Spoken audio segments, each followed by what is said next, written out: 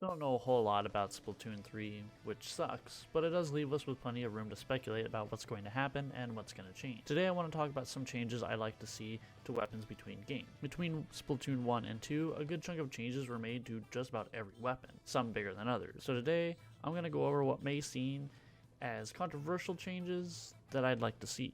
Before I really get into it though, I do want to preface that I'm not going to be talking about the Octobrush. People that may know me and have been following me for a while know I'm really big on this weapon and have been using it for quite some time, but I'm actually not going to discuss it here. I have a different video in store for that weapon specifically, so don't worry if you're interested in hearing me talk about my hopeful future for the Octobrush. But with all that being said, let's get into some changes I'd like to see in Splatoon 3 that might be considered controversial. So let's start off this list with something that'll be a really hot take. A weapon that took a massive fall from grace between games, the Range Blaster. The once very dominant weapon from Splatoon 1 reduced to pretty much a wet noodle in comparison. Between games, the Range Blaster experienced a nerf to its speed, an increase to its ink consumption, increase to its recovery lag, and reduced damage range, and even reduced painting. In fact, the Range Blaster has pretty much only experienced nerfs since Splatoon 1. Unless you consider its painting of a wall and how it performs in Salmon Run. The Range Blaster is a prime example of a trend we'll see in this video of Nintendo making changes to weapons that overperformed in the first game in order to tone them back to keep them in line with other weapons. An approach that has only hurt the weapons they did this to, and some recovered from this, with the Range Blaster being one that has not. Along with its numerous changes between games, the Range Blaster has also had to deal with being nerfed in another way. Its competition. In this new world of dually players and blasters just sort of experiencing growing pains, having to deal with the super mobile weapons that sort of exist to be a countermeasure to blasters in general, but with a range that suffers the most from them. Oh, and not to mention our dear old friend, everyone's favorite addition to Splatoon 2, Ink Armor. With the long startup time used for range blasters to attack, if it approaches a weapon with armor, it's only bound to lose. Normally, range blasters have issues dealing with things that rush them head on. When a range is forced to direct them when they're in a pinch, Ink Armor makes it to where even an opponent at range puts them in a pinch. 2 shots to kill normally is already difficult to do in this game's current landscape, but 3? Man, it's like Nintendo really wanted to kick range blaster players while they're down. So what would I do to remedy this? What's the hot take I've got here? Well, this may come as a shock to people, but I think the Range Blaster should be buffed between games. If weapons like the dualies are going to continue to exist alongside the Range Blaster, changes need to be made to the blaster class as a whole to help deal with them. While it's fair that dualies exist as a counterbalance, when things are too hard of a counter, in the case of this with the range, it may just not have any value into a comp that has a dually player. When things suck.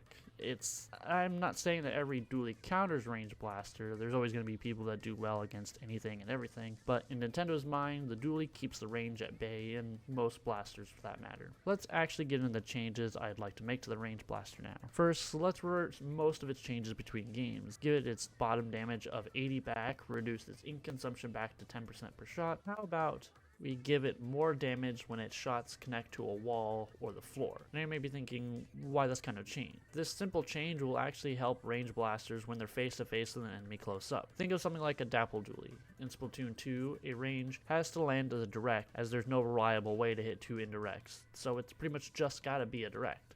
But what if the range could instead hit the ground the Dapple sits on? This is known as sparking and has been a thing for a while, but its damage has always been pitiful. But what if on the Range Blaster, it wasn't? An increase to damage from burst against objects would be a small change that doesn't largely impact the unfairness of the weapon, like making it always do 100 damage with an indirect would, but would be a good change to players that find themselves pushed back by something that has rushed them down. A lot of the problems that range deals with stem from changes made between games, that and the existence of Ink Armor, which we know will be gone in the next game and hopefully not replaced with something similar. So I do think that the range needs some buffs, and most of the buffs could come from reverting its nerfs that it got between games and possibly increasing its damage made against walls and floors. Good example of a weapon that has suffered a fall from grace, except unlike the Range Blaster, which went its entire Splatoon 1 life being pretty much unnoticed by the dev team, the Dynamo was hit with nerfs whenever it turned its back. But despite their best efforts, the Dynamo continued to maintain its high tier status for pretty much the entire game. However, it was one nerf the rollers got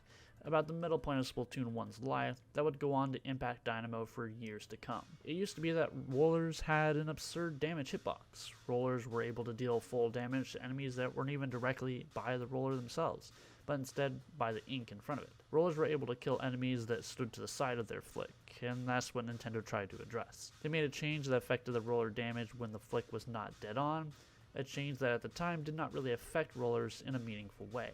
It wasn't until Splatoon 2 where rollers suffered more. In the background, this change to the damage hitbox had been tweaked to be a bit more accurate to the actual damage hitbox of the roller itself, and the ink that comes from it. This change impacted the dynamo as most of its job was to just flick ink around in random spots.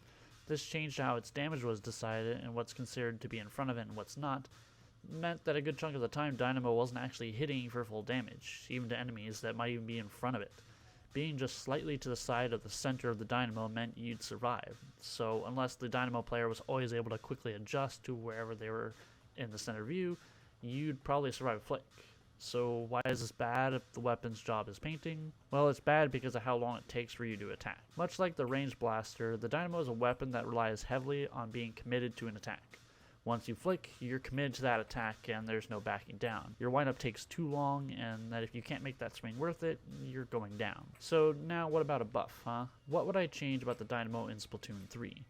There's actually two ways the Dynamo could be changed depending on how Nintendo would like to sway the Dynamo. One way is the Dynamo continues down the road that they're being forced it and it become a painting weapon, and that's pretty much it. If Nintendo wishes to all in on this path, then I suggest increasing the amount of paint that actually comes off the Dynamo itself and increasing the spread of that ink. This would also contribute to its damage in a way that, as more ink would be flying, means that there's more damage being thrown. Improve the Dynamo's painting ability by upping the amount of ink thrown through each flick. It's as simple as that. That's about as simple as it gets. If they want it to be a painter, then make it excel at painting. Way 2 is a bit more fun. Let's not backpedal on everything done to the Dynamo, but what if its change to its hitbox was undone for just the Dynamo? This way, a Dynamo maintains its kill potential against people who are directly in its line of sight. This wouldn't be nearly as bad as going forward with the overall speed of the game has changed, and there are way more weapons that are mobile than there were in the first game. Allowing the Dynamo to be an exclusive roller to remove this limitation to its hitbox, allowing it to still do full damage to things that aren't directly in front of it, won't break the game. This will just give the ability to somewhat fight again, without having to worry about always having to line up the flicks. While some may see this as something completely absurd, why would I want something to benefit a no-aim playstyle? But when you have to think how much the Dynamo has to commit to everything, then it makes sense. When the Dynamo essentially risks its life to even show its face, and then has to show said face for a second before being able to be effective, I think it's only fair the Dynamo wins the staring contest. It should get the reward too. Oh, and of course ink armors also played a big factor in Dynamo being rough in Splatoon 2, for the main reasons I mentioned with the range blaster. Its wind-up time takes too long, and that's pretty much the pain point. And now, onto today's final weapon, and one that I honestly even forgot fell into the shadows to begin with, the E-Liter. Now, veteran Splatoon 1 players may know that E-Liter enjoyed a life of luxury in the first game, at least for a good chunk of it. For a while, it was seen as suicide to go into some maps without an E-Liter on your side, most notably Moray Towers and Bluefin Depot. But what most people don't know is, nearing the end of Splatoon 1, E-Liter actually did begin to fall out of favor and start to lose its place on tier lists. But why was that? It was actually because of quick respawn and stealth jump. The game had become something completely different than it was before. Before, being picked off by an E-Liter meant a huge opening for the team who was suddenly up in numbers. But as quick respawn became more dominant, these kills had less and less impact. Sure, you'd get a kill, but then one kill may not lead to much anymore. You'd have to kill 2, then maybe even 3. But by the time you killed the third, the first would already be back in the middle of the map. Then you gotta kill them again. The flow of a match shifted dramatically when quick respawn and stealth jump became meta. A stationary weapon like E-Liter wasn't looking as appealing as something more mobile like its brothers, the Splat Chargers. Now, that doesn't mean all E-Liters were bad at this time. Plenty of teams still ran them for key maps, but others would opt for a Splat Charger instead, something that could also run quick respawn with a little bit of damage up, or teams would just not run a charger at all. This is when it began a slow decline for the E-Liter, and it truly never fell out of the first game, but it was a slow decline. Upon Splatoon 2's release, people were hopeful that changes would be made to chargers to accommodate the lack of damage up, since it was so vital to a charger's playstyle. And it wasn't even completely out of the question, as we knew some weapons that typically ran damage up had their numbers buffed to act as if they did have some damage up. but to the disappointment of many, the E-liter actually got its damage nerfed. Now, it's just speculation, but a fair assessment is that this change was made in response to how dominant the weapon was in the first game, much like the others on this list. And it wasn't even some small change like 100 damage to 99, making it technically not possible to kill without fully charging. No, they made it 80. 100 to 80. A 20-point drop in damage, and that was massive. This meant for an E-liter was to kill anything, it had to be fully charged. There was no killing with less than full. Of course, we're talking about full health enemies, something that when you go higher in ranks, the less likely someone is always at full health, but still. And that drop in damage makes a big difference in playstyle between the two games. And that wasn't even all. They nerfed its movement speed and range on top of that. If the E-liter was slowly falling off a cliffside at the end of Splatoon 1, Nintendo would come running down that cliff and kick the E-liter down in Splatoon 2. E-liter would go on to get some of what it lost back with main power up, getting some range and painting back, but the weapon was still a shadow of what it used to be. Now, how would I fix the E-liter in Splatoon 3? Well, there were more than some factors than its nerfs that impacted its usefulness in Splatoon 2, those being map design and other weapons, our friend the ink armor being one of them. Thankfully, this was sort of remedied eventually when they added piercing to ink armor, so E-liters were at least capable of breaking and killing armor players, but armor did bug it prior to this change. With other weapons, just like the range and dynamo, the overall speed and mobility of weapons in Splatoon 2 played a role in E-liter struggles. I imagine a good chunk of E-liter players from the first game that enjoyed playing it struggled against landing shots on things like dualies, like it's trying to hit a fly in your room with a needle. It's possible, yeah, just not fun.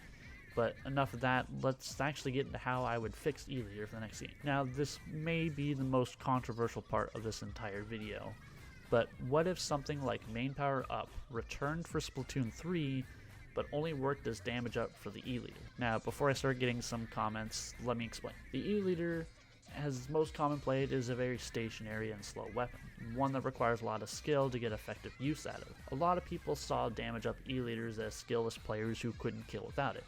But in reality, the ability allowed E-liter to defend itself. If it wasn't possible for an E-liter to kill with a non-fully charged shot, then E-liter would always be a weapon that could be easily rushed down. But because there was always the fear that an E-liter could actually pose a threat, it meant that a lot of care actually had to go to taking one on. While good for the E-liter that it stills fear unknowingly, it still means that a lot in the heat of the moment, the E-liter still has to be able to hit that shot, fully charged or not, otherwise it loses. So what if the E-liter was the only weapon with access to damage modification? That way, E-liter players can invest in a build that allows them to pose a threat to anybody, close or far, but it still means at the end of the day, they still have to hit those shots. Damage up won't mean enemies just explode from seeing an E-liter, it still has to kill them. If weapons in Splatoon 3 become more mobile, and we know they will with the inclusion of squid rolls, this would allow E-liter to stand its ground while being rushed down.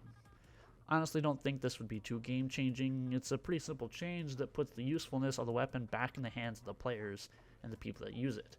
And the weapon design and game design still allows them to be outplayed just as they would be before.